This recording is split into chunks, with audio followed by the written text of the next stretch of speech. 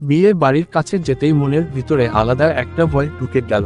অনেক দিন পর কোন বিয়ে বাড়িতে আসা, যাক একটা দাওয়াত তো খাওয়া হয়ে যাবে। হঠাৎ করে আপু দাঁড়িয়ে বলল, লাদেন কাজ তো হয়ে গেছে। আমি একটু ঘাবড়ে গিয়ে বললাম, কি হয়েছে আপু? আরে দেখছি বিয়ে বাড়ির ভিতরে যাচ্ছে, সবার কাছে গিফটের প্যাকেট আছে, শুধু আমরা খালি হাতে আসছি। আম্মু আমার দিকে তাকিয়ে বলল, আমার তো সেটা মনেই ছিল না। আচ্ছা আপু, আমি দেখছি কি করা যায়, আমাকে আগে বলতি আমি একটা ব্যবস্থা করতাম। আচ্ছা দেখছি, অপেক্ষা কর। দুলাভাই এত জলদি তুমি কি করবে? থাক, আমরা টাকা দিয়ে দিব তাহলেই হবে। আরে শমস, হসন্ত জানেই দুলাভাই, আমি অনলাইনে ডাবল টাকার কথা বলে এখনই নিয়ে আসছি। এটা বলে বাহিরে গিয়ে অর্ডার করলাম। বলল কিছুক্ষণের ভিতরে চলে আসলে। টাকা থাকলে সব সম্ভব। দেখতে দেখতে চলেও আসল। ভিতরে গিয়ে গিফটটা আম্মুর হাতে দিয়ে বললাম, এখন তাহলে ভিতরে চল। সবাই একসাথে ভিতরে গেলাম। সবাই ভিতরে যাচ্ছে আর কনেকে গিফট দিচ্ছে। হঠাৎ করে কোণের পাশের মেয়েটার উপর চোখ পড়ল। আরে এ তো আমাদের অফিসের বস, যেখানে আগে চাকরি করতাম, আর যার কারণে আমার চাকরিটা চলে গেছে তিনিই সেই ম্যাডাম। কিন্তু এখানে কি করছে?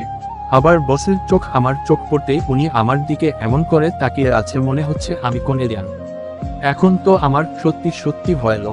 আকার গছে, আমাদের অফিসের নতুন বসু এখানে কি করে? নাকি এটা ওনার বান্ধবীর বিয়ে? আমার উপর থেকে চোখ সরিয়ে কোণের কানের কাছে কি জানি বলে বস আমার দিকে আসতে লাগলো। আরে আমি ওনাকে বসু ডাকছি কেন? এখন তো আমি আর ওনার অফিসে চাকরি করি না। না, এখানে দাঁড়িয়ে থাকলে আমার কাছে চলে আসবে। সবার সামনে অপমানিত হয়ে লাভ নেই। আম্মু তোমরা গিফট দিয়ে আঙ্কেলের সাথে কথা বল কেমন? আমি এখানেই আছি। বিয়ে বাড়িটা একটু ঘুরে ঘুরে দেখি। আপু আমার হাত ধরে বলল, কোথায় যেতে হবে না, এখানে দাঁড়িয়ে থাক আমাদের সাথে। দূর, আমার ভালো লাগছে না, ছাড় তো। আপুর হাত ছাড়িয়ে সরে গেলাম। একটু আড়াল হয়ে দাঁড়ালাম যাতে বস আমাকে দেখতে না পায়। হঠাৎ পিছনে হাত দিয়ে কে জানি বলল, তামি। লাদেন আপনি এখানে কি করেন? মনে মনে বললাম, ইশধরা, তাহলে খেয়ে ফেললাম। পিছনে ফিরে তো আমি পুরাই বেকল হয়ে গেছি। ম্যাডামের শরীর থেকে আলাদা একটা ঘ্রাণ আসছে, আর কোণের সাথে ম্যাচিং করে লাল শাড়ি পরছে। আমি সাধারণত মেয়েদের প্রশংসা করি না, কিন্তু এই মেয়ের প্রশংসা না করে আর পারলাম না। কেমন জানি আমার চোখে একটা নেশা লেগে গেল। একে দেখে আমার শরীরের জোরে একটা চিমটি দিয়ে বলল, এই ফালতু ছেলে কোথায় হারিয়ে গেলে? এবার ম্যামের কথায় আমার হুঁশ আসল। তাড়াতাড়ি বললাম, ভালো আছেন ম্যাম আপনি? আমি ভালো নাকি মন্দ সেটা জেনে তুই কি করবি? আগে বল, তুই এখানে কি করিস? নাকি আমার পিছু নিতে নিতে এখানে চলে আসলি? দেখেন ম্যাম, সেদিনের জন্য আমি সত্যি অনেক অনেক সরি। বউয়ের সাথে রাগারাগি করে এসব হয়েছে। সেটা জেনে আমি কি করব? তুই আমার পিছু নিয়ে এখানে আসলি কেন আগে সেটা বল। আমি আপনার পিছু নিয়েছি মানে? এর মাঝে আমার আম্মু আর অচেনা একজন মুরব্বী আসল। আম্মু আমাকে দেখি বলল, এ হলো আমার ছেলে, আর লাদেন অ্যানি হলো তোর রহিম চাচা। আমি রহিম চাচাকে সালাম দিয়ে বললাম, ভালো আছেন চাচা? খুব বাবা, এই তো সে। কবে যে তোমায় দেখছি মনে নেই, অনেক বড় হয়ে গেছো দেখি তুমি। ম্যামকে দেখিয়ে বলল, আরে হলো আমার ছোট মেয়ে, যাকে এতক্ষণ আমি বসো বসো বলছিলাম সে নাকি রহিম চাচার মেয়ে। তাহলে কি আমি এতদিন ওনার অফিসে চাকরি করছি আর আমি নিজেই জানি না? রহিম চাচা ওনার ছোট মেয়ের দিকে তাকিয়ে বলল, তা রিয়া মা, তুই লাদেনকে চিনিস নাকি? রিয়া আমার দিকে তাকিয়ে বলল, হু বাবা চিনি তো, ও আমাদের অফিসে আসছিল ইন্টারভিউ দেওয়ার জন্য। কেল অবাক হয়ে বলল, আমাদের অফিসে চাকরির জন্য আসছিল? আর তুই কি চাকরি দিস নাই? আমি কথার মাঝ বলে উঠলাম, সমস্যা নেই আঙ্কেল, এখন এসব কথা বাদ দেন। আমি এখন অন্য এক অফিসে চাকরি নিয়েছি। আসলেই আমার যে চাকরি নাই সেটা বললাম না, আমি বলছি না, যদি নিজের যোগ্যতায় কিছু করতে পারি তাহলে চাকরি নিব। আর যেই কোম্পানি থেকে আমাকে একবার বের করে দিয়েছে সেই কোম্পানিতে আমি আর কোন দিনেই চাকরি নিব না। আম্মু, আচ্ছা তোরা তাহলে কথা বল, আর যেখানে সেখানে যাবি না একদম। আচ্ছা আম্মু। আঙ্কেল যেতেই রিয়া আমার দিকে তাকিয়ে বলল, আমি অনেক সরি, আমি জানতাম না আপনি আমার বাবার বন্ধুর ছেলে। আরে না, সরি বলতে হবে না, অপরাধ ছিল তো আমার, সরি বলতে হবে আমাকে। আচ্ছা এসব কথা বাদ দিন দাঁড়ি, আপনি চাইলে আবার চাকরিতে জয়েন করতে পারেন। আমি মুচকে একটা হাসি দিয়ে বললাম, যেই কোম্পানিতে থেকে আমাকে একবার বের করে দিয়েছে সেখানে আমি কখনো পা রাখবো না। আচ্ছা বাবা, বুঝলাম, আমাদের হেড অফিসে তাহলে জয়েন করেন, আমি ব্যবস্থা করে দেই। ভুল যেহেতু আমার হয়ে গেছে, লাগবে না, আমার চাকরি আমি নিজেই খুঁজে নিব। আচ্ছা আপনার বউকে তো দেখতে পারছি না? মন খারাপ করে বললাম, ছেড়ে দিয়েছি মানে? বুঝলাম না। কি বুঝবেন যেখানে আমি নিজেই কিছু বুঝি নাই? বুঝিয়ে বললেই তো বুঝি নাকি? আমার বেস্ট ফ্রেন্ডের সাথে আমার বউয়ের পরকীয়ার সম্পর্ক ছিল। এজন্য ছেড়ে দিয়ে চলে আসছি। আসলেই আমি সরি, না জেনে আপনাকে চাকরি থেকে বের করে দিয়েছি। আচ্ছা, আমাকে যেতে হবে। আপনি থাকলে আর যখন ইচ্ছা তখন আমাদের অফিসে গিয়ে চাকরি নিতে পারেন। এটা আপনার জন্য অফার বলতে পারেন। রিয়া যেতে ইমুদকে একটা হাসি দিয়ে বললাম, যতটা খারাপ মনে হয়েছিল রিয়াকে ততটা খারাপ নয়।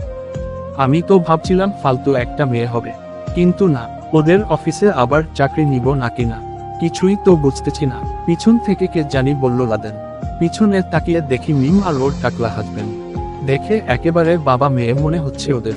আমি মিমের দিকে তাকিয়ে বললাম, এটা বুঝি দুলাভাই? মিম হয় ওর দিল। ভদ্রতার খাতিরে ওর জামাইকে বললাম, দুলাভাই ভালো আছেন? টাকলা বেডা হেসে হেসে বলল, এই তো শালা অনেকটাই ভালো আছি, তুমি ভালো আছো তো? মন্ডা চাইলে এই বেডার মাথায় একটা বেল ফাটায়। আমাকে শালা বলে, কত বড় সাহস! যে আমার বউ হবার কথা ছিল, আর আজকে হয়ে গেলাম শালা। এটাকেই কপাল বলে। মিমের সম্মানের দিকে তাকিয়ে বললাম, এই তো অনেকটাই ভালো আছি দুলাভাই। মিম একটু সাইটে আসবি, তোর সাথে একটু কথা ছিল। মিম ওর জামাইকে বলল, 1 মিনিট দাঁড়াও, ও কি বলে শুনে আসি। মিমকে নিয়ে একটু সাইটে আসতেই বললাম, শালি দেশে ছেলের অভাব ছিল। আরে লাদেন, আমি কি ছেলের কাছে বিয়ে হয়েছি? আমি তো টাকা দেখে বিয়ে হয়েছি। বুঝলি, আজকাল টাকা ছাড়া কেউ কাউকে চিনেই না। জীবনের শুধু টাকাই চিনি। এই বউ প্রশ্ন উকার রাবেদার শরীরের শক্তি আছে যে তোর সাথে খেলা। আমাকে থামিয়ে মিম বলে উঠল, লাদেন, এসব আজে বাজে কথা বলিস না একদম। উনি যেমন হোক আমার স্বামী, টাকাটা বড় বিষয় না। দুজনের মনের ভালোবাসাটাই হলো আসল।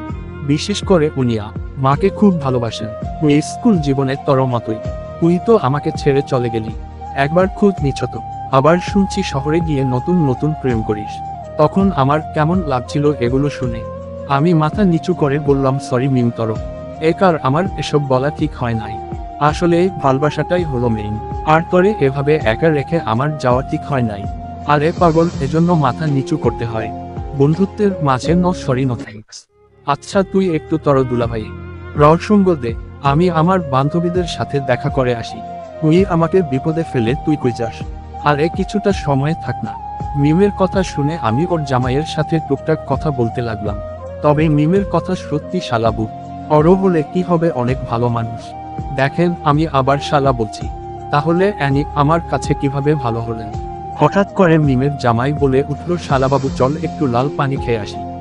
এই লাল পানিটা আবার কি দুলাভাই? আরে খেলেই বুঝবে, চল তো। মিমের জামাইয়ের কথা মতো আমি ওনার পিছন পিছন যাচ্ছি। আচ্ছা, এই লাল পানিটা আবার কি? কিছুই তো বুঝলাম না। হঠাৎ মিমের স্বামী দাঁড়িয়ে হাত দিয়ে কি জানি ইশারা করে দেখালো। একটু পর 2টা গ্লাস আমাদের সামনে একটা ছেলে নিয়ে আসল। সত্যি তো, এটার মাঝে লাল পানি। মুখ থেকে যেন এখন এই কুত্তার মতো লালা পড়তে শুরু করবে। কেমন জানি এই লাল পানিটার উপরে একটা লোভ লেগে গেল। দুলাভাইয়ের আগে আমি হাতে নিচ নুকটা একার ডপ করে মেরে দিলাম। আহা, এটা তো অনেক টেস্টি। আবার বললাম, এই মিয়া এই একটু আনছেন কি, চেটে খাওয়ার জন্য বেশি করে নিয়ে আসেন। জান, ছেলেটার তেরা চোখে আমার দিকে তাকিয়ে বলল, স্যার এটা বিদেশি মালক, এত বেশি খাওয়া যাবে না। দুল মিয়া দেশি আর বিদেশি যাই হোক, তুমি নিয়ে আসো। আহা কি মিষ্টি। মিমের জামাই একটা হাসি দিয়ে বলল, শালা বাবু একটু পর টের পাবা। এটা কি জিনিস? আমি গেলাম, তুমি থাক। কিন্তু দুলাভাই, পরে দেখা হবে শালা বাবু। বুঝলাম না, উনি আমাকে লাল পানি খাওয়াতে আনলেন, আবার উনি নিজেই চলে গেলেন। কাহিনীটা কি ভাই? কিছুই তো মাথায় আসছে না। ছেলেটা আবার 2 গ্লাস নিয়ে আসল। এবার একটু খেয়ে মজা পেলাম। ওমা, এখন আমার মাথা কেমন কেমন করছে। তাড়াতাড়ি পাশের একটা চেয়ারে বসলাম। অনেকক্ষণ হয়ে গেল বসে আছি। একটু পর একটা মেয়ে এসে বলল, আরে ভাই, তুই এখানে বসে আছো তো? আর আমরা তোরে খুঁজাখুঁজি করে হয়রান হয়ে যাচ্ছি। আরে বা, এই মেয়ে আমাকে ভাই বলছে কেন? আমার তো কোন বোন নেই। মেয়েটা আবার আমার হাত ধরে বলল, আরে ভাই চল তো, সবাই তোর জন্য অপেক্ষা করছে। ছট করে মেয়েটার হাত ছাড়িয়ে বললাম, আপা তুমি কোন খালামনি? আর তুমি এমন উল্টা হয়ে আছো কেন? মেয়েটা আমার মুখের কাছে কি জানি শুকে বলল, আজকে কাজ হয়ে গেছে। ভাই আমার কাজের কাজ করেছে। কে যে এটা এসব খাওয়া? কি হয়েছে খালামনি? মেয়েটা চোখ রানিয়ে বলল, চুপ কর। ওমা, এই মেয়ে চোখ কি বের হয়ে যাবে? তাড়াতাড়ি চোখের নিচে 2 হাত দিয়ে বললাম, খালামনি আপনার চোখ তো বের হয়ে যাচ্ছে, তাড়াতাড়ি ধরেন। ঠাস করে আমার গালে একটা চড় দিয়ে বলল, আমি তোর খালামনি লাগি? এই দিন দেখতে হলো আজকে নিজের বোনকে কেউ খালামনি ডাকে। এর মাঝে আরেকটা মেয়ে এসে বলল, আরে লাদেন, তুমি এখানে কি করো? এই মেয়ে মুখ সামলে কথা বল। আমি রাজা, চিনিস না আমাকে? সেই দিন না তরে বিয়ে করে আমার বউ করলাম। মেয়েটা তো আমার। কথা শুনে চোখ বড় করে ফেললো। বুঝলাম নাকি এমন বলছি, কিন্তু এ আমার বউ তো। হে হে, এই মেয়েকে তো আমি বিয়ে করছি। এখন আর নিজেকে ধরে রাখতে পারলাম না। উল্টা বাজে খেয়ে মাটিতে পড়ে গেলাম। সকালে যখন আমার ঘুম ভাঙল তখন নিজেকে আবিষ্কার করলাম বিছানার উপর, আর আমার হাত পা রাশি দিয়ে বাঁধা। জোরে চিৎকার দিয়ে বললাম, আম্মু। কিছুক্ষণ পর আম্মু এসে বলল, কি হয়েছে তোর? কি হয়েছে মানে? আমার হাত পা রশি দিয়ে বাঁধা কেন? আম্মু রাগ দেখিয়ে বলল, আমি তরে কিছু বলবো না, যা বলার তরও আপুই তরে বলবে। এর মাঝে আপু এসে বলল, আমাদের মানসম্মত তো আর রাখলি না, রাতে কি খেয়েছিলি? না মানে আপু, এখানে আমার কোন দোষ নেই, এই টাকলা বেটা আমাকে এসব খাইয়েছে। হাতের বাঁধনগুলো খুলে বলল, আরেকবার যদি এসব উল্টা পাল্টা জিনিস খাস না, একদম মেরে ফেলবো। যেই জিনিস তুই খেয়ে সহ্য করতে পারবি না, সেটা খাস কেন? মাথা চুলকাতে চুলকাতে বলল, সরি আপু, আমার ভুল হয়ে গেছে, আমি আর খাবো না। আম্মু, যা হয়েছে তো হয়ে গেছে, এখন জাগিয়ে নাস্তা কর। নাস্তা করে আপুর সাথে তোমার বিয়ের বিষয়ে একটু কথা বললাম। বাসা থেকে বের হয়ে রিয়াদের বাসার উদ্দেশ্যে যাচ্ছি। রাতে কাকে কি উল্টা পাল্টা কথা বলছি মাফ তো চাইতে হবে, তবে আমার এটা স্পষ্ট মনে আছে, রিয়াকে আমি বউ বলছি। ওই টাকলা মুরাদকে আমি ছাড়ব না। শালা আমাকে লাল পানি খাইয়েও পালিয়ে গেছে। কত বড় সাহস ওর! রিয়াদের বাড়িতে ঢুকতেই দেখি বাসাটা সম্পূর্ণ নীরব। আঙ্কেল একা একা বসে কি জানি চিন্তা করছে। আমি আঙ্কেলের কাছে যেতে যেতে বললাম, ভালো আছেন আঙ্কেল? আঙ্কেল আমার দিকে তাকিয়ে একটা হাসি দিয়ে বলল, আরে লাদেন, তুমি? রাতে তো ভালো করে কথাই বলতে পারি নাই, কই গেছিলে তুমি? যাক তাহলে, আঙ্কেল কিছু জানে না, ভালোই হয়েছে। এই তো আঙ্কেল একটু ঘুম ধরছিল তাই বাসায় চলে গেছিলাম। তো বলেন, এখানে একা একা বসে আছেন কেন? একটা বিষয় নুক্তা চিন্তা করছি বাবা। এখন আমার বড় মেয়ের শ্বশুর বাড়িতে যাবে কে? আমার ছোট মেয়ের কিছু কাপড় চোপড় রয়ে গেছে, সেগুলো দিয়ে আসবে যে একটা মানুষ পাচ্ছি না।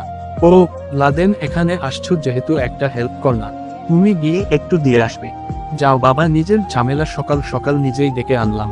এটাকে বলে নিজের কপালে নিজে কুড়াল দেওয়া। আমার ভিতরে আবার অনেক ভদ্রতা আছে, আমি আবার সহজে কাউকে না করতে পারি না। মন খা রাগ করে বললাম, আপনি বলছেন আমি কি আর না করতে পারি? দেন গিয়ে দিয়ে আসি।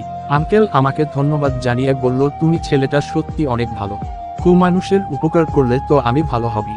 আঙ্কেলের বাইকটা নিয়ে সকাল সকাল রওনা দিয়ে দিলাম। যেতে যেতে 9টা বেজে গেল। পরে শালা এটা বিয়ে বাড়ি নাকি অন্য কিছু? এত সুন্দর করে সবকিছু সাজানো দেখে অনেক ভালো লাগছে।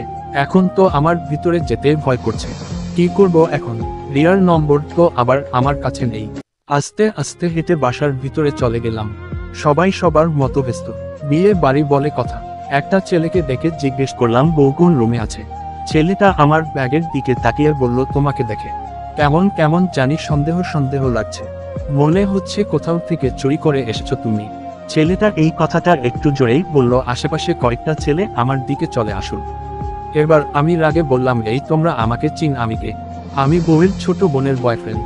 এটা বলতেই সবাই সরে গেল। একটা ছেলে আমার দিকে এগিয়ে এসে বলল, সরি ভাইয়া, আপনাকে আমরা চিনতে পারি নাই, আসেন আমার সাথে, আপনাকে রিয়া আপুর কাছে নিয়ে যাচ্ছি। ছেলেটার পিছু পিছু যেতে লাগলাম। ভিতরে গিয়ে দেখি রিয়া ওর বোনের সাথে বসে আছে। আমাকে দেখতে পেয়ে রিয়া দাঁড়িয়ে বলল, আরে লাদেন, সকাল সকাল তুমি এখানে এসেছি কি আর সাথে? তোমার বাবা সকাল সকাল আমাকে এখানে পাঠিয়ে দি, কি করবো বল? আর এই নাও, এখানে তোমার সব কাপড় চোপড় আছে। রিয়া হাসি মুখে আমাকে ধন্যবাদ জানিয়ে ব্যাগটা নিয়ে বলল, আসছো যেহেতু একটু ভালোই হয়েছে। ভালো হয়েছে, সকাল সকাল কতটা পথ জার্নি করে আসলাম। আচ্ছা থাক তাহলে তোমরা, এখন আমাকে যেতে হবে। এর মাঝে রিয়ার বড় বোন বলে উঠল, এখন যাওয়া যাবে না, তুমি আমার বাবার বন্ধুর ছেলে, সেই হিসাবে তোমার কিন্তু একটা দায়িত্ব আছে, মনে রেখ। দিন মাথাটা গরম করে যত সব ঝামেলা শুধু আমার ঘাড়েই এসে পড়ে। রুমের বাহিরে গিয়ে দেখছি কে কি করছে। হঠাৎ একটা ছেলে আসল আমার কাছে এসে জিজ্ঞেস করলো, আপনি কি সত্যি রিয়া আপুর বয়ফ্রেন্ড? চুল ঠিক করতে করতে বললাম, কেন, এতে তোমার কোন সন্দেহ আছে? ওর সাথে আমার সেই ছোটবেলা থেকে সম্পর্ক। ছেলেটা মন খারাপ করে চলে যেতে যেতে বলল, প্রেম করার আগে ছেঁকা খেয়ে বাঁকা হয়ে গেছি। যদি রিয়া জানে আমি এই কথা বলছি, কি যে আমাকে করবে হিসাব নেই। এর মা যে পিছন থেকে রিয়া ডেকে বলল, লাদেন একটু ছাদে আসো তো, বুঝলাম না এই মেয়ে আমাকে আবার ছাদে যেতে বলল কেন। আগে যাই না একটু, দেখি ও কি বলে। ছাদে যেতেই রিয়া আমার গালে ঠাস ঠাস করে 2টা চড় দিয়ে বলল, তর কত বড় সাহস আমাকে তর গার্লফ্রেন্ড বলিস? একটু ভালোভাবে কথা বলছি দেখে তুই গার্লফ্রেন্ড বলবি?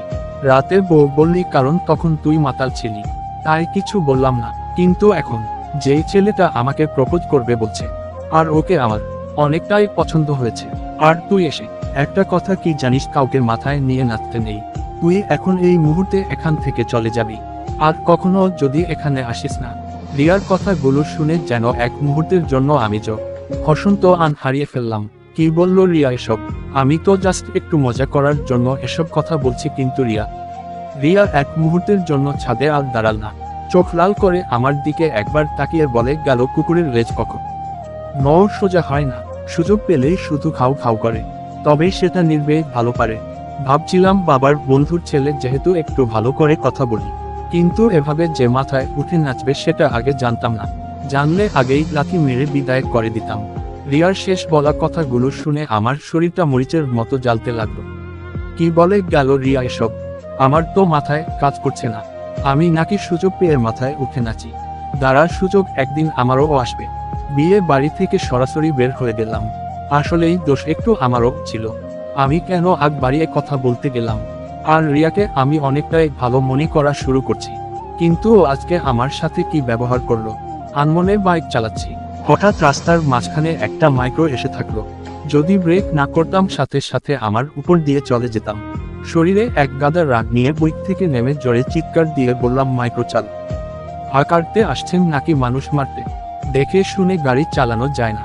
এটা বলতেই গাড়ি থেকে 3টা ছেলে এসে নামলো। এক একটা একেবারে দানবদের মতো দেখতে।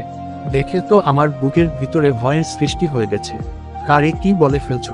প্রশ্রয়ী কার আমি বাবা? যদি এক হাতে আমাকে একটা খুশি দেয় না, আমাকে মনে হয় না যে আর খুঁজে পাওয়া যাবে। ছেলেগুলো আস্তে আস্তে আমার দিকে এগিয়ে আসতে লাগলো। আমি ভয় পেয়ে একটু পিছিয়ে বললাম, সরি ভাইয়েরা, আমার ভুল হচ্ছে, লুকটা একার গেছে, আমাকে মাফ করে দেন। আমি তো এমনই বলছি এই কথাটা, কিন্তু ছেলেগুলো কোন রিয়াকশন করে নাই। সরাসরি আমার কাছে এসে জোর করে আমাকে শূন্যে তুলে মাইক্রোর ভিতরে নিয়ে গেল। 3জন সাধারণ ছেলে হলে কথা ছিল, কটু হলেও লড়াই করতে পারতাম, কিন্তু এই 3টা দানবদের মতো ছেলের সাথে আমার লড়াই করা অসম্ভব। আমার মুখে হাত দিয়ে একটা ছেলে এমন ভাবে চেপে ধরেছে মনে হয় আমি এখনই মারা যাব। মাইক্রোর ভিতরে আমাকে ফেলে দিয়ে বলল, এখানে চুপচাপ বসে থাক, নইলে গুলি করে মাথার খুলি উড়িয়ে দিব। ভয়ে আমার শরীরটা থরথর করে কাঁপতে লাগলো। আরো বেশি ভয় হচ্ছে আমার পাশের সিটে বসে আছে একজন ডাক্তার। উনি একটা ইনজেকশনে কি জানি ওষুধ ঢুকাচ্ছেন। আমি যে কথাটা বলল সেটাও পারছি না। বিশ্বাস করেন ভাই, আমার এতটা পরিমাণে ভয় লাগছে কি বলে বুঝাব আপনাদের, সে ভাষা আমার নেই। ডাক্তার ইনজেকশন হাতে নিয়ে ছেলেগুলোরকে ইশারা করে বলল আমাকে ধরতে। এবার আমি ভয়ে ভয়ে বলে উঠলাম, ভাই আমাকে ছেড়ে দেন, আমি তো আপনাদের সাথে কোনো অপরাধ করি নাই, আমার একটা পরিবার আছে, প্লিজ আমাকে ছেড়ে দেন, আপনাদের পায়ে হাত ধরে বলছি। কিন্তু ওরা আমার কোন কথা শুনলো না, সরাসরি আমার হাতে ইনজেকশন দিয়ে দিল। আমি বুঝতে পারছি না ওরা আমার সাথে কি করতে চাইছে। চোখগুলো যেন আর কোনভাবে খুলে রাখতে পারছি না। ওই শালা আমাকে কি ইনজেকশন দিল, একবার শুধু আমি এখান থেকে বেঁচে ফিরি। ছাড় না শালা ডাক্তার তরে। চোখ বন্ধ হতে হতে শুনলাম একটা ছেলে বলছে, মামা এই একটা ছেলে দিয়ে কিছুই হবে না, আমাদের আরো 2জন লাগবে। আর এভাবে যদি আমরা রাস্তার মাঝখান থেকে কোন ছেলে তুলে আনি, তাহলে হয়তো একসময় আমরা ধরা খেয়ে যাব। এখন আমাদের অন্য উপায়ে খুঁজতে হবে। আর আমাদের বসের যেই রাগ, একবার যদি এসব বিষয়ে জানতে পারে না, আমাদের ছাড়বেন না উনি। আর তোরা তো জানিস উনি একটা পশুর থেকেও নিকৃষ্ট। ওনার থেকে একজন পশু ভক্ত আকারও আছে, একটুও মায়া নাই ওনার ভিতরে। শুধু এই কথাগুলোই শুনলাম, আর কিছু মনে নেই। শুধু চোখ বন্ধ হবার আগে মনে মনে বললাম, আমি মারা গেলে আমার পরিবারকে কে দেখবে? জানি না ওরা আমার সাথে কি করছে। এখন সম্পূর্ণভাবে আমি জ্ঞান হারিয়ে ফেলছি। তবে যখন হালকা করে চোখ খোলার মতো শক্তি পেয়েছি, তখন তাকিয়ে দেখি আমার চারদিকে অন্ধকার পরিবেশ, কিছুই দেখা যাচ্ছে না। আর আমার শরীরটা এত ঠান্ডা লাগছে কেন? আমি এখন কোথায় আছি? তবে এখন এটা অনুমান করতে পারছি আমি একটা ড্রয়ারের ভিতরে আছি। লোহার মতো আমার চারপাশে কিছু আছে। হাত দিয়ে টান দিতেই কিছুটা বের হলো। এবার জোরে টান দিতেই ড্রয়ার খুলে গেল। ড্রয়ার থেকে আস্তে করে নামলাম। হীন হসন্ত তো কি আমার শরীরে কোন কাপড় নেই, আমি একদম উলত তারা চিহ্ন অঙ্গ। এখানে প্রায় 100-র মতো ডয়ের আছে, শুধু আমারটা খোলা, আর আমার সাথেটা, বাকি সবগুলোতে তালা লাগানো। আমারটা ছাড়া যেটা খোলা ছিল সেটাকে খুলতেই দেখি ভিতরে কিছু নেই। তাড়াতাড়ি আমাকে এখান থেকে বের হতে হবে, নইলে যে কোনো সময় আমি ধরা পড়ে যেতে পারি। এই তো একজন ডাক্তারের কাপড়চোপড় রাখা আছে, আমি সেগুলো গায়ে দিয়ে দিলাম। আচমকা বাথরুম থেকে আওয়াজ আসছে, মনে হচ্ছে যেন কেউ ভিতরে গোসল করছে। আইডি কার্ডে সুন্দর করে লেখা আছে ডাক্তার রমেশ। আমার মনে হয় এরই ভিতরে গোসল করেছে। আস্তে করে দরজাটা বাহির থেকে লাগিয়ে দিলাম, যাতে এখান থেকে ও বাহির হতে না পারে। এখন আমি ডাক্তার রমেশ সেজে এখান থেকে বাহির হতে পারলেই হলো। একটু সামনে এগুলোই দেখালাম, একটা ডয়ের থেকে রক্ত অল্প অল্প করে বেয়ে পড়েছে। এটা দেখে বুকের ভিতরে কেমন জানি একটা ঝাঁকি দিয়ে উঠল। এগুলো দেখে আমি অনুমান করতে পারছি এই ডয়ের গুলোতে কোন না কোন মানুষ রাখা আছে। তবে ওরা জ্যান্ত নাকি মরা সেটা বলতে পারবো না। যেহেতু আমি বেঁচে গেছি তাহলে ওরা অবশ্যই জ্যান্ত, হয়তো ইঞ্জেকশনের সাহায্যে অজ্ঞান করে রাখছে। কিন্তু তো আকার হলে এখান থেকে রক্ত পড়ছে কেন? তাহলে কি কোন ভাবে? ভাবতেই আমার শরীরের সবগুলো লোম দাঁড়িয়ে গেল। এই রহস্য আমাকে খুঁজে বের করতে হবে। আগে আমি এখান থেকে কোনভাবে বের হই। দরজা দিয়ে বের হতেই দেখি ভিতরেটি 9টা বড় বড় রুম আছে। প্রথমটায় একটু উকি দিয়ে দেখার চেষ্টা করছি ভিতরে কি চলছে। বাহির থেকে এটা দেখা যাচ্ছে একটা ছেলেকে কাটা হচ্ছে। ওর চোখ কিন্ডি, মানে হয়তো দরকারি যা যা আছে তাই নেওয়া হচ্ছে। ও মাই গড, তাহলে কি ওরা রাস্তা থেকে ছেলে তুলে এনে এসব করে? একজন সুস্থ সবল ছেলেকে ওরা এভাবে মেরে ফেলে, একটু কি ওদের মনের ভিতরে মায়া লাগে না? তাহলে হয়তো ওই আমার আগের ডয়ের গুলোর সব মানুষকে এবারে খোলা বাক্সের মতো ওর সবকিছু নিয়ে মারা হয়েছে, এজন্য হয়তো রক্ত পড়ছে। এই ছেলের পর তাহলে আমার পালা ছিল। বুকের ভিতরটা এখন আধা ইঞ্চি ফাঁক হয়ে কাঁপাকাঁপি করছে। আর একটুর জন্য আমি মারা যেতাম, কিন্তু এখান থেকে তো বের হবার রাস্তা দেখা যাচ্ছে না। কিভাবে এখানে থেকে বের হব? খুব সিক্রেট করে সবকিছু তৈরি করছে ওরা। এবার সামনের রুমটাতে গেলাম, এখানে তেমন কিছু দেখালাম না, শুধু কিছু দরকারি যন্ত্রপত্র দেখলাম। এবারের সামনের রুমটাতে আর গেলাম, ওখানে একজন বয়স্ক মুরব্বী আর একজন মেয়ে বসে বসে কি জানি কথা বলছে। আমি বোঝার চেষ্টা করছি ওরা করা, যদি দেখে চিনতে পারি। বয়স্ক মুরব্বী যিনি, তাকে একটু দেখেই আমি 3 পা পিছিয়ে গেলাম। এখানে হ্রস্বই কার করে। আমার মাথা তো এখন সম্পূর্ণ রূপে হেড হয়ে যাচ্ছে। যাকে আমি এতটাই পরিমাণের ভালো মানুষ মনে করতাম, সে এখানে কি করে? এই ব্যক্তিটা আর কেউ নেই, ইনি হলেন একমাত্র মিমের জামাই। তাহলে এই ব্যবসা কি এসাল আকারেও করে? মেয়েটাকে তো কোনভাবেই দেখতে পারছি না। অনেকক্ষণ দাঁড়িয়ে আছি, তাও দেখতে পারছি না। তবে ধরা পড়ার এত ভয় নেই এখন আমার। আমাকে সবাই এখান ডাক্তার রমেশ বলে চিনবে, আর এখন সবাই সবার কাজে ব্যস্ত। হঠাৎ মেয়েটার চেহারাটা এক পলক দেখেই মনে হচ্ছে যেন এই মুহূর্তেই আমার হার্ট অ্যাটাক হয়ে যাবে। কিভাবে সম্ভব ভাই? এখানে রিয়া কি করে? নাকি ওই এই ব্যবসার সাথে জড়িত? কিন্তু ওদের তো টাকার অভাব নেই, আর আমি তো রবনের শ্বশুরবাড়িতে রিয়াকে দেখে আসছি। তাহলে এই রিয়া এখানে কি করে? আমার তো ভাই এখন মাথায় কাজ করছে না। নাকি রিয়ার মতো দেখতে কেউ আছে? না না, এটা কখনোই হতে পারে না। আমি রিয়াকে খুব ভালো করেই চিনি, কিন্তু যাদের সাথে আমার কিছুক্ষণের পরিচয়, ওরা নানা আর চিন্তা করতে পারছি না। হঠাৎ পিছন থেকে একটা শব্দ শুনলাম, পিছনে তাকিয়ে দেখি একজন ডাক্তার এইদিকে আসছে। এই তো যাওয়ার একটা রাস্তা খুঁজে পেয়ে গেছি। ডাক্তার আমার কাছে এসে জিজ্ঞেস করলো, আরে রমেশ, তুই কখন এখানে এলি? তোর তো গোসল করতে যেই সময় লাগে না। গলার কণ্ঠটা একটু মোটা করে মন খারাপ করে বললাম, বন্ধু, হঠাৎ করে আমার শরীরটা যেন কেমন কেমন করছে। আমি আর হাঁটতে পারছি না। বাসা থেকে খবর আসছে আমার বউ নাকি পেটের যন্ত্রণায় মাটিতে পড়ে কাতরাচ্ছে। আমি ছাড়া ওকে হাসপাতালে নেওয়ার মতো কেউ নেই। কিন্তু এখন এখান থেকে আমি কিভাবে বের হব বল? আরে বন্ধু, এই বিষয় আমাকে আগে বলবি না? আমি একটা ব্যবস্থা করে দিতাম। তাড়াতাড়ি স্যারের কাছে চল। দরজা ঠেলে ভিতরে ঢুকাতে ঢুকাতে বললাম, যাক তাহলে ধরা পড়ি নাই। এখান থেকে কোন মতো বেঁচে ফিরতে পারলেই হলো। মিমের জামাই আমাদের দেখে বলল, তার ডাক্তার রমেশ দেহ থেকে সবকিছু খুলে নেওয়া হয়েছে তো। আমার সাথে ডাক্তারটা বলে উঠল, স্যার সবকিছু ঠিক আছে, সব কাজ ওকে, তবে ডাক্তার রমেশের ছুটি চাই। ওর বউ পেটের যন্ত্রণায় মাটিতে পড়ে নাকি ছটপট করছো। একার হাসপাতালের নিয়ে যাওয়ার মতো ওর বাসায় কেউ নাই। আর এই খবরটা শুনে নাকি ওর শরীরটাও কেমন কেমন জানি করছে। আপনি বলেন বউ বাড়িতে অসুস্থ থাকলে কার মন ভালো থাকবে বলেন। এর মাঝে রিয়া নামের মেয়েটা ধমক দিয়ে বলল, কোন জায়গায় যাওয়া যাবে নাই, চুপচাপ কাজ কর, নইলে তো জানি তোদের অবস্থা কি হবে। মিমের স্বামী নামক ব্যক্তিটা একবার আমার দিকে তাকিয়ে বলল, ওকে বাসা পর্যন্ত এগিয়ে দিয়ে আসো। আর ডাক্তার রমেশ তোমারা জোকে নাইট ডিউটি আছে, তাড়াতাড়ি চলে আসবে, মনে থাকবে তো। আমি মাথা ঝাঁকিয়ে বলল, হু। কথা বললাম না, যদি ধরা পড়ে যায়। তবে রিয়া নামের মেয়েটার চোখ থেকে আগুন ঝরে পড়ছে। ভাগ্য ভালো যে আমার মুখে মাস্ক লাগানো আছে, নইলে এর চোখ থেকে বেঁচে ফিরতে পারতাম না। আস্তে করে রুম থেকে বের হতেই আমি ডাক্তারের পিছু করলাম। আমরা একেবারে শেষ সীমানায় গেলাম। যেতেই দুইটা ছেলে এসে আমাদের চোখ বেঁধে ফেলল। আমার হাত ধরে টেনে কোথায় নিয়ে গেল। আচমকা কি জানি একটা শব্দ হতে লাগলো। যখন চোখ খুলল তখন তাকিয়ে দেখি আমরা একটা জঙ্গলের ভিতরে আছি, আর আমাদের পিছনে একটা বাসা আছে। আমার মনে হয় এই বাসার নিচেই ওরা এসব কিছু করে। আমাদের নেওয়ার জন্য একটা মাইক্রোতে বসে বসে চিন্তা করছি, মানলাম রিয়ার মতো দেখতে কেউ একজন আছে, তাই বলে কি মিমের জামাইয়ের মতো দেখতে আরেকজন আছে। এটা কিভাবে সম্ভব ভাই?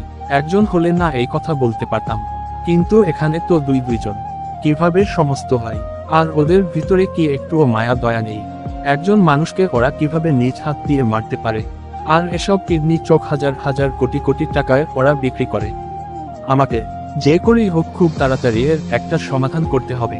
আর এরা কি সবাই আসল নাকি নকল, সেই বিষয়ে আগে আমার খোঁজ নিতে হবে।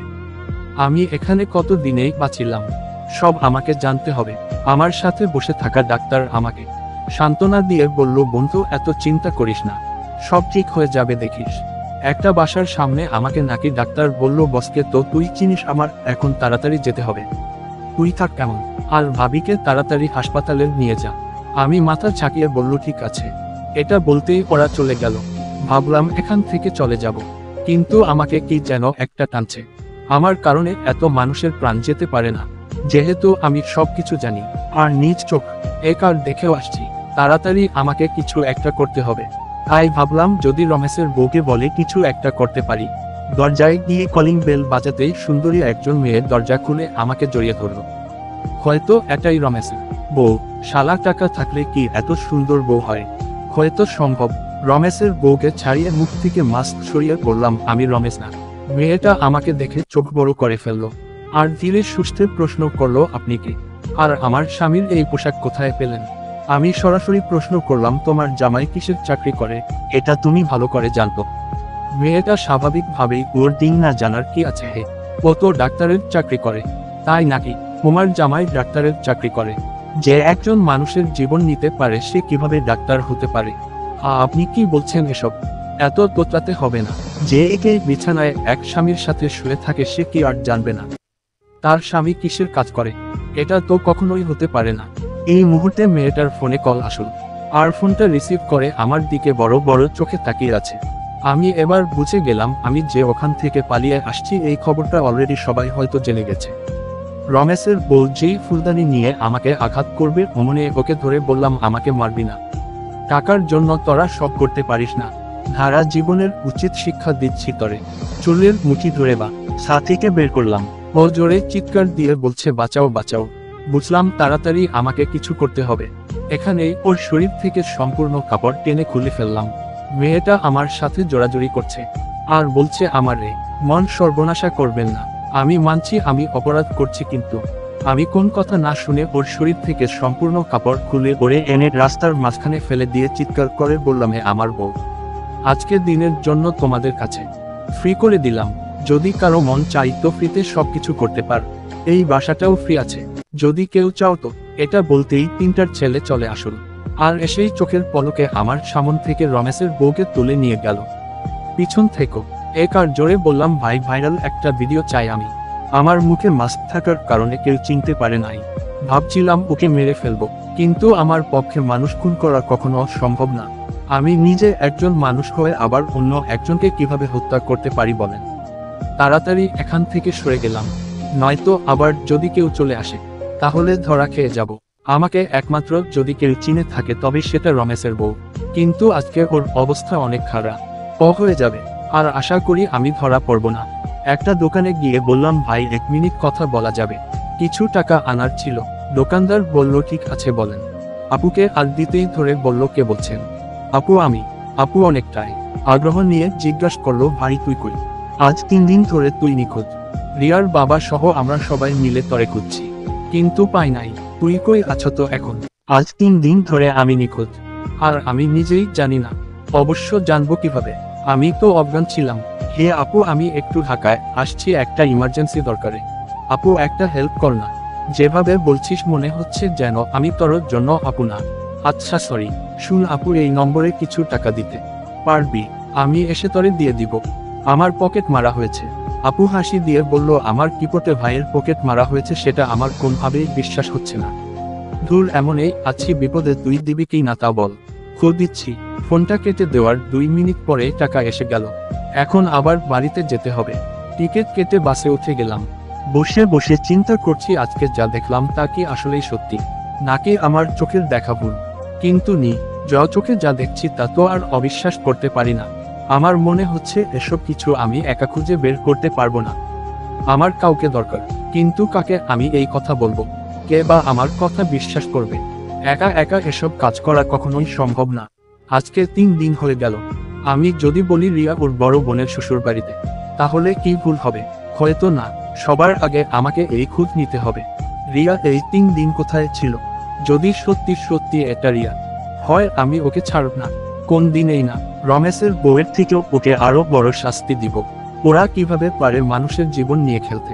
একটুও কি মায়া দয়া নাই ওদের ভিতরে? হালকা করে ঘুমিয়ে গেলাম। প্রায় অনেকটা পথ জার্নি করার পর বাজার চলে আসলাম। বাজার থেকে একটা রিক্সা নিয়ে সরাসরি বাড়িতে চলে গেলাম। বাসার ভিতরে গিয়ে দেখি আম্মু আর আপু বসে বসে রুটি বেলছে। আমাকে দেখতে পেয়ে আম্মু রাগ করে বলল, নবাব সাহেব এসেছে বাড়ি। কাউকে কিছু না বলে ধপ করে কেউ কোথাও চলে যায়। আম্মুর কাছে বসে বললাম, সরি আম্মু, আসলেই কি করব বল, ইমার্জেন্সি একটা দরকার ছিল। আর বসো কল করছিল, তাড়াতাড়ি ওনার সাথে দেখা করতে হবে। কি আর করব বল, পরে রান আকার রে চাকরি করি, ওনার করা তো মানতেই হবে। এই 3 দিন কিছু কাজ করে দিয়ে আসলাম। আরো কয়েকদিন বেশি ছুটি পেলাম। ভালো হয়েছে না বল? তুবা কিচেন থেকে বের হতে হতে বলল, অনেক ভালো হয় ভাইয়া, কিন্তু তুই আমাদের একটা কল করে এই কথা তো বলতে পারতি। আর তোরও ফোন বন্ধ বলছে কেন? আরে বলছি না আপু, তরে আমার পকেট মারা হয়েছে।